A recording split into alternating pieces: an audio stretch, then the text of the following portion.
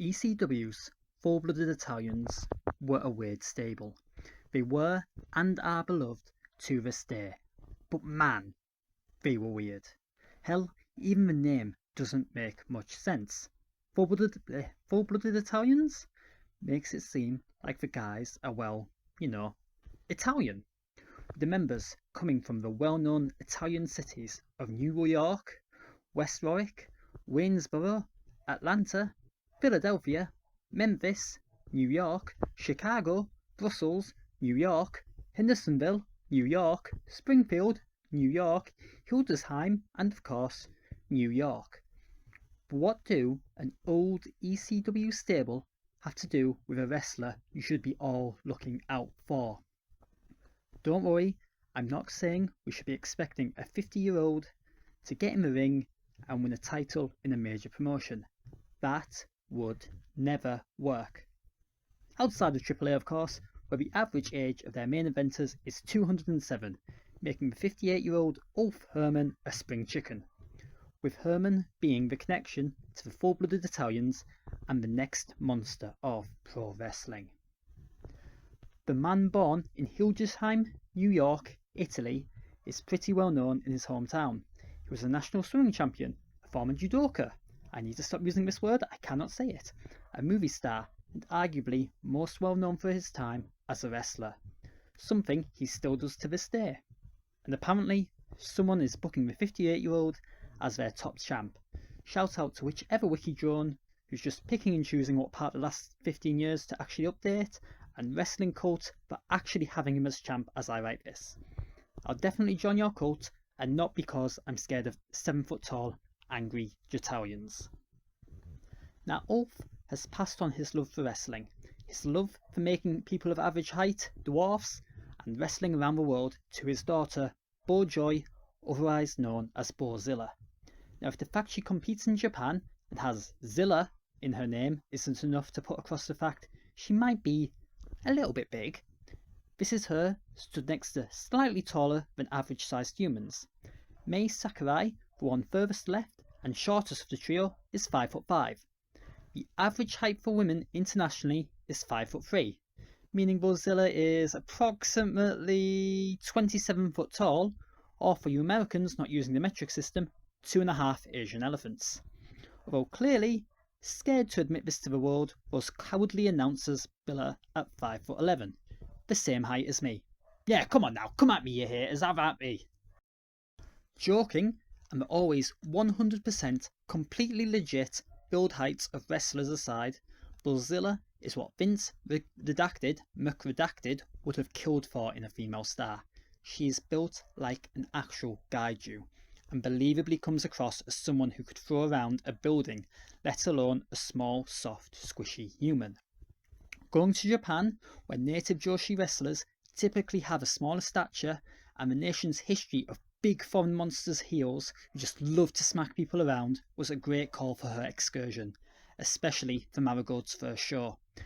The company had a lot of attention going in due to the Stardom exodus and WWE connection, with a lot of these eyes not focusing on the many hyper-talented but near identical Joshis, instead focused on the giant German. Now of course, simply having a look and being big doesn't mean you're going to make it in the world of wrestling, no matter how often a certain McRedacted tried to get talentless giants over. Bozilla, however, can go. Yes, she's incredibly green, with just over 2 years experience and less than 100 matches under her belt. Don't expect every match to be a 5-star technical masterclass. Just yet. And people have pointed out minor nitpicks, like in tag matches, rather than breaking up pins, she has a tendency of pulling angry faces from the sidelines. Which, to be completely honest, I'm 99% sure everyone making those comments would stop a pin knowing they'd pissed her off, while their body stops being able to refrain from emptying its bowels everywhere. But despite this greenness, she has had some real highlights. She was ranked number 75 in the 2024 PWI Women's 250 list, just one place behind living legends like Asuka, and ahead of more well-known and experienced names like WWS US champ Chelsea Green, TNA digital media champ Steph Delander, NWA World Women's Champion Kylie Page, and quite literally hundreds of others.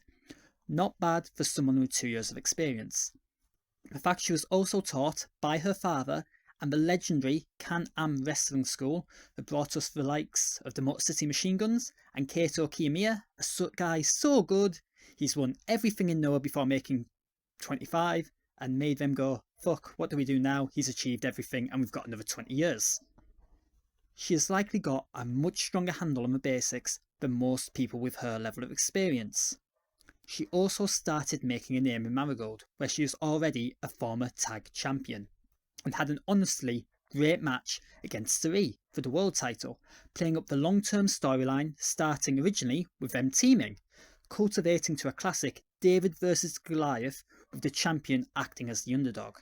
She also had an incredibly strong showing in the 2024 Marigold Dream Star Grand Prix, which is the company's version of the G1 or whatever your favourite annual round-robin tournament every Japanese company and AEW have. In the tournament, she finished on 10 points, missing out on the finals by a single point to Mai Sakurai, arguably one of the strongest booked wrestlers on the roster, having already won 2 belts and a major tournament despite the company not even existing a year. She also won the Outstanding Performance Award for the tournament. Now, I always forget what the awards mean, but I believe the Skill Technique Award is for the worker who demonstrates the most in-ring skill. Think the Bryan Danielson Award, that him and Zack Sabre Jr. won about 74 years straight, despite at the time not being the most decorated workers. Fighting Spirit is for ones who put 110% into the match, leaving their blood, sweat and tears in the ring. Think guys with broken neck finishes matches. And the one Bozilla actually won, the Outstanding Performance Award, is for someone who has pushed well above expectations and beaten significantly bigger stars. Clearly, the company sees a lot in her, and my guess is they're not the only ones. While I don't expect to see her in one of the big 2 promotions tomorrow, I wouldn't be surprised to find out Bozilla is being closely monitored by both of them, and a bidding war starts in the near future. Japan has been the place to go to sign top female wrestlers in recent years, and while the likes of Asuka, Julia, Toni Storm, Mariah May and others have cut their teeth in Japan before becoming international superstars, none of them are quite like Bozilla.